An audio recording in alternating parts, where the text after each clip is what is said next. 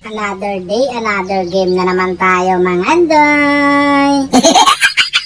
Tamang backyard na lang muna talaga ako kasi kita nyo na naman siguro yan mga doy, di ba? Gusto akong tustahin ng baler na to. At dahil masyado siyang matapang, ayun, nabigyan in town talaga siya. Tapos pumalag pa in tawon yung tigril dito. Kala siguro siya makakalayo siya sa akin na hindi pwedeng may tabo yan doy kasi magkalapit lang tayo. Hindi bale, ang mahalaga, malapit tayo sa isa't isa. Okay. Lumalayo na nga ako kay Baler, tulak pa rin siya ng tulak sa akin. Ayaw ko nga sa'yo, hindi mo ba naintindihan yung ayaw? Ito yung mga gusto ko, yummy. At dahil nagbakasyon na yung dalawa sa kalaban namin mga doy, yung pagong na to, sure bull naman tong sa amin talaga. Sus Marius, parang gusto din ng tigril na to mga doy. May ultimate pa naman talaga to siya. Delikids, kita nyo na yan mga doy. Ang lupit talaga ng tigril na yon. Nag-ultimate talaga siya para hindi ako makapag-great trick. Nakita nyo naman siguro yung kalagayan ko, di ba? Sinupalpal kagad ako di ba? Wala kaming pakialam! Sabi ko sa mga kakampi ko, basag muna tayo mga doon kasi yan ang pinakamahalaga. Mas mahigit pa yan sa importante. Bakit pa naman kasi kayo pumunta dito? Turi lang naman sana yung pakay namin. Nadamay patuloy kayo. Sa totoo lang, hindi ko gusto yung nangyari sa inyo. Kayo lang ang may gusto.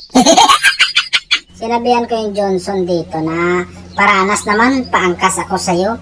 Galingan mo lang pagmamaniho. Uy, halak ka. Sa dami-daming tumbukin mo, bakit yung bato pa talaga?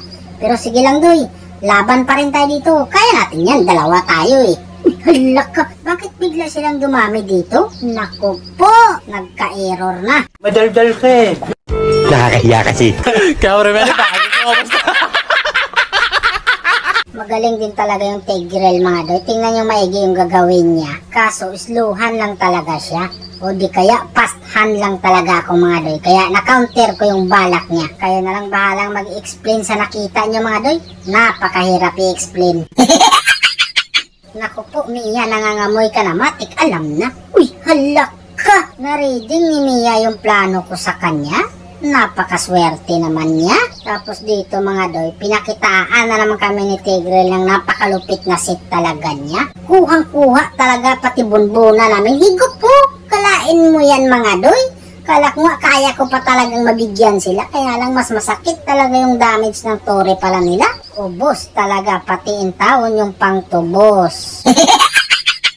Dito nakita ko yung baler mga doy, nagsusulo lang. Bigyan natin ng discount yan pagka ganyan. Kaso nakapag-ultimate man ninuan siya. Tapos tinulak-tulak talaga niya ako. Papasok ako niyan. Impasto. Guy-duy! May flame shot pa pala talaga siya. Napakasayang naman in taon yung effort ko. Naging effort lang talaga. Pero ang mahalaga mga doy, yung importante, nakasurvive talaga ako doon. At higit sa lahat, hindi nadali yung immortality ko. Kaya sa pagkakataon na yun mga doy, binigay ko talaga yung immortality na yun. Kasi baka sabihin nila, madamot yung immortality ko. Kaya dito, narinig ko pa rin yung victory!